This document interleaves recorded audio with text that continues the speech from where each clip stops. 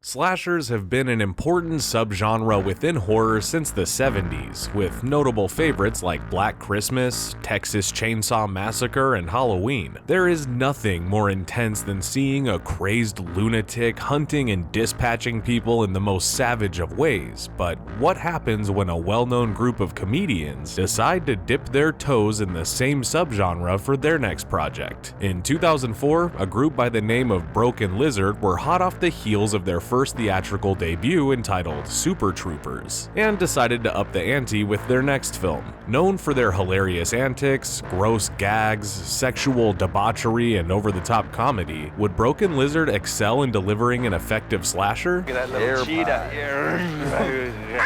2004's Club Dread to this day has some great moments and highlights, especially when they blend comedic elements to mix it up during those stabby scenes. But does the film belong up there with the great slashers of our time, or is it a forgettable one-hit wonder? Or does it sit somewhere in the middle? I don't know, but let's dive in, sing some songs by the fire, and see if director Jay Chandrasekhar's Club Dread may be one of the best horror movies you never saw.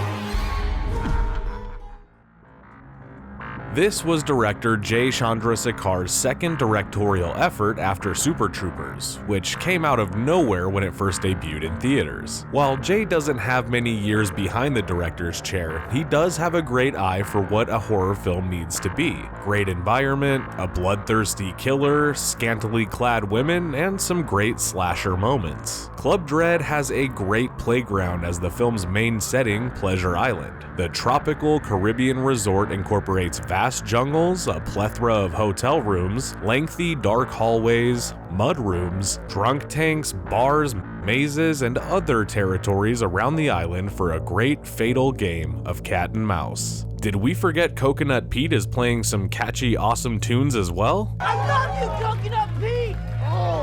And it's all executed effectively under the vision of Jay Chandrasekhar and his team of wisecracking loonies who are along for the ride. See those pincers, people! While Super Troopers felt very small in scope and very contained, the stakes are raised with Club Dread with its location and plethora of side characters. Before going into the story, I'll be getting into some scenes that will definitely be in spoiler territory, so viewer beware. Club Dread is a great slasher that flips the genre on its head and brings out some truly memorable moments and kill sequences. The island is owned and operated by Coconut Pete, a washed-up musician who was overshadowed in his career by Margaritaville maestro Jimmy Buffett. Fun little fact, it's said that the Broken Lizard team screened the movie for Jimmy Buffett, and he asked for permission to sing some of Coconut Pete's songs at his own concerts. Pete lives his days singing old tunes of yesteryears and taking part in the activities alongside his hooligan resort members,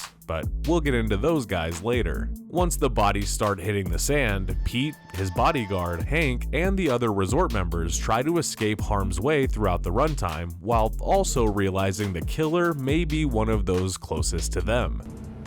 Nice twist, huh? Didn't see it coming, did ya? Sounds too familiar, doesn't it? This isn't necessarily a bad thing because most slashers share these exact same tropes. The upside to all of this is that Broken Lizard uses their comedic wits and hilarious antics to spin the slasher genre on its head. You can see that Broken Lizard did their homework and made Club Dread a full feature homage to horror classics like Friday the 13th, I Know What You Did Last Summer, and The Shining in this flick. Several scenes are literally ripped out from horror movies. The beginning of the film is a throwback to Sean S. Cunningham's Friday the 13th, involving 3 resort workers getting risque in the forest. One of the women even closely resembles the same wardrobe to the camp counselors in the original film. When they're inside a cave, the killer pops out from the shadows and a great chase ensues through the forest. One of the victims runs out of land and is about to fall off a cliff. She turns back to see the killer right behind her. Let's just say the phrase "holding on for dear life" is put to good use here, as well as a well-placed grab onto a machete resulting in some good old-fashioned violence. When Dave the DJ talks about the myth of Machete Phil around a beachside fire pit, you get that "I Know What You Did Last Summer" vibe.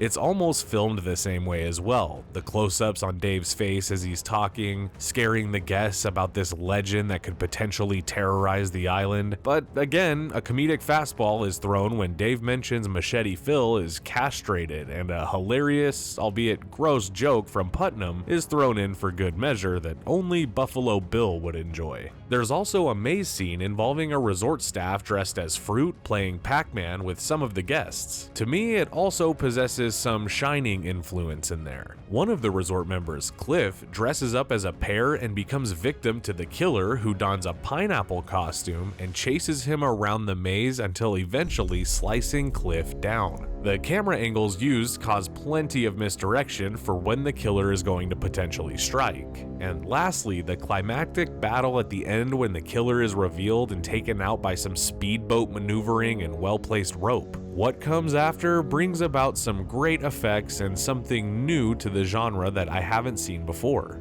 There are other great gags in the movie as well. One involves a DJ turntable, a television thrown into one of the swimming pools, and even the killer putting the dead bodies for all to see at the club when the lights turn on. Broken Lizard seems to enjoy when things run red on screen, and although not as gory as other slashers before it, all the kills and gags remain effective and fun to watch. The strong suit of Club Dread is definitely the characters. Each one can be labeled as the killer with all the misdirects that put forth. You mainly have the Broken Lizard members front and center, such as Kevin Heffernan, Steve Lemmy, Paul Soter, and Eric Stolhansky, who all have great parts to sink their teeth into. Their roles are hilarious and brought to life here, and just like Super Troopers, they possess unique identities to the characters they're playing. Kevin Heffernan plays Lars, the resort masseuse, that when touching someone results them into, well, let's just say that they feel good about themselves. Then there's Eric Stolhansky's Sam, aka the Fun Police, who will reprimand you for not having a good time on Pleasure Island. Steve Lemmy plays Juan, the resort driver and water sports instructor who has a hard time pronouncing the name Penelope.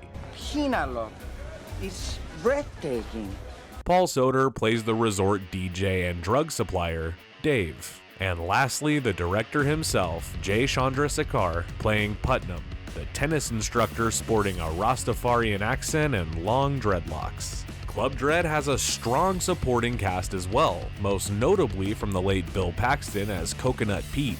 I'm making my famous Coconut Pete's paella. Here he plays a swashbuckling guitarist that loves to party, get with women, and is a full-on beach bum. It's a total far cry from his prior roles within his career. He has some good comedic bits in this movie, and you can tell he had a great time soaking up the sun, singing hilarious tunes, and hitting the waves during production.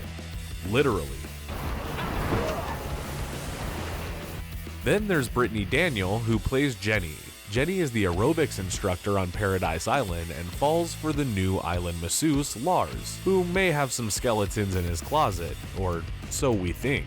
Brittany Daniel is no stranger to comedy films, having starred in White Chicks and Joe Dirt. Then there's also MC Gainey, who plays Coconut Pete's bodyguard and loyal friend, Hank. And lastly, there's Jordan Ladd, who has a good horror foundation to her filmography with films like Cabin Fever, directed by Eli Roth, and Quentin Tarantino's Death Proof. Here she plays a peculiar guest, Penelope, who has a thing for Juan and a potential suspect with how she acts in certain scenes. You have to give credit to Jay Chandrasekhar and his team making the viewer constantly guess who the killer is. At a slasher film's core is the person or people responsible for the killing and their motives. In Club Dread, I had a hard time deciphering who was doing the killing because all the characters are kind of wacky and out there. But by the time it came to the killer being unveiled, it proved to be a positive one. Most slasher films have been easily guessed due to process of elimination, but with Club Dread, you'll keep pointing your finger by the time the credits roll. Unfortunately, Club Dread was met with poor critical reception on Rotten Tomatoes with 30% and a 44% audience score. The movie was labeled as, quote, a slasher parody that is 3 screams and 3 scary movies too late. Club Dread made $7.6 million on a budget of $8.6 million.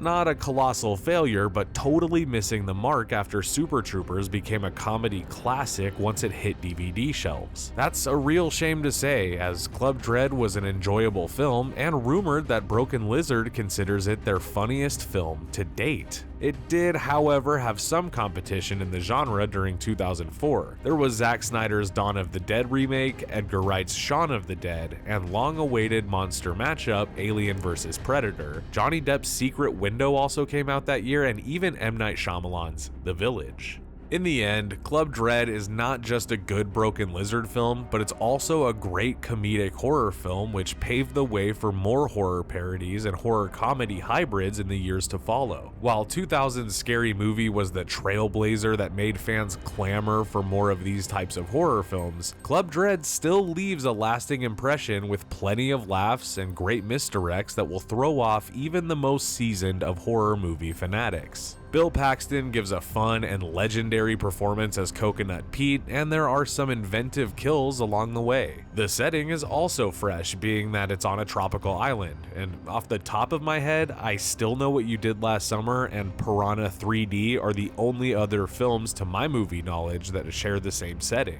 There's also an uncut version of the film, which features 14 additional minutes and involves some deleted scenes and new characters. If you haven't done so, check out Broken Lizard's Club Dread. It's a forgotten slasher that still deserves its place in the subgenre. Just don't ask Coconut Pete to sing Margaritaville. He might take it the wrong way.